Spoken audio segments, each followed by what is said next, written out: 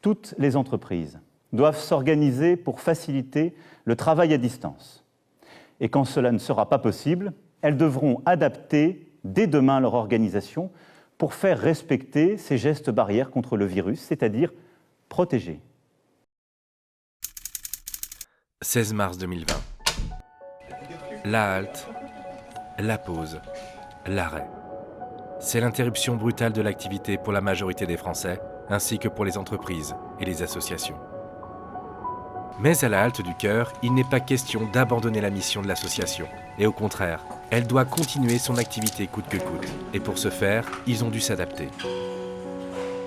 L'augmentation de 33% des dons, due principalement à la fermeture précipitée des restaurants, emballe complètement la logistique.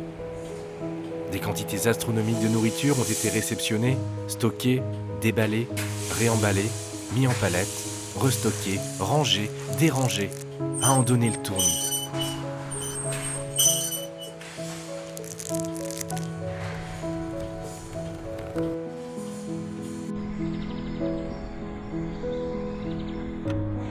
Puis, direction les lieux de distribution. C'est 23 en milieu rural dans tout le Grand Ouest. Mais la Halte du Cœur peut compter sur sa solide flotte de porteurs frigo. Sur place, ce sont des bénévoles dévoués qui continuent d'assurer les distributions.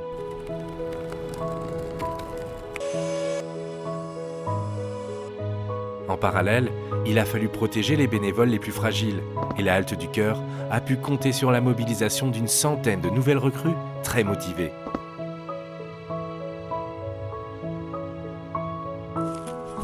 Partout, ils ont dû modifier leur organisation pour appliquer les mesures sanitaires.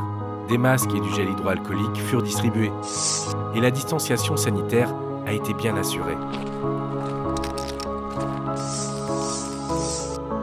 Les bénéficiaires ont reçu de nouvelles consignes, se rendre seuls à la distribution et rester dans leur voiture jusqu'à être appelés.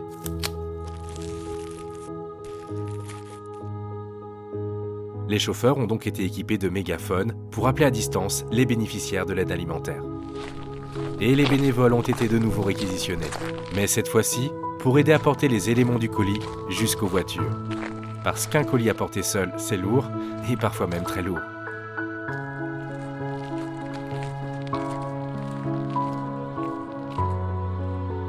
Pour les salariés de la Halte du Cœur, il n'était pas question de s'arrêter là.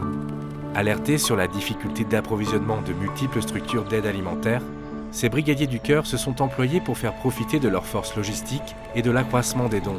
Et voilà que la Halte du Cœur innovait pour faire face à l'urgence sanitaire. Pour amplifier leur activité et assurer ces livraisons, ils ont eu besoin de matériel. Pour cela, ils ont contacté leurs partenaires.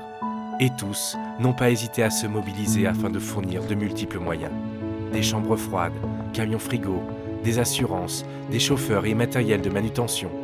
Tout ceci afin d'accomplir cette mission herculéenne et inédite dans la région. Les salariés ont soulevé, rangé, accueilli, salué, porté et transporté. Le bilan est impressionnant. En 2 mois, ce sont 1500 familles, en plus des 2800 aidées par la Halte du Cœur en temps normal. C'est également 120 tonnes de nourriture, 10 semi-remorques et 50 structures aidées. Un passage devant un zoo a suffi à insuffler une dernière idée aux brigadiers du cœur. Aider les zoos qui, eux aussi, ont dû fermer leurs portes, mais ont toujours autant de petites bouches à plumeaux à poil à nourrir. 1 an après, la volonté et l'énergie sont toujours au rendez-vous. Les brigadiers du cœur restent sur le pied de guerre pour apporter un soutien alimentaire de qualité au cœur de nos campagnes. Et toujours bien entendu, avec le sourire.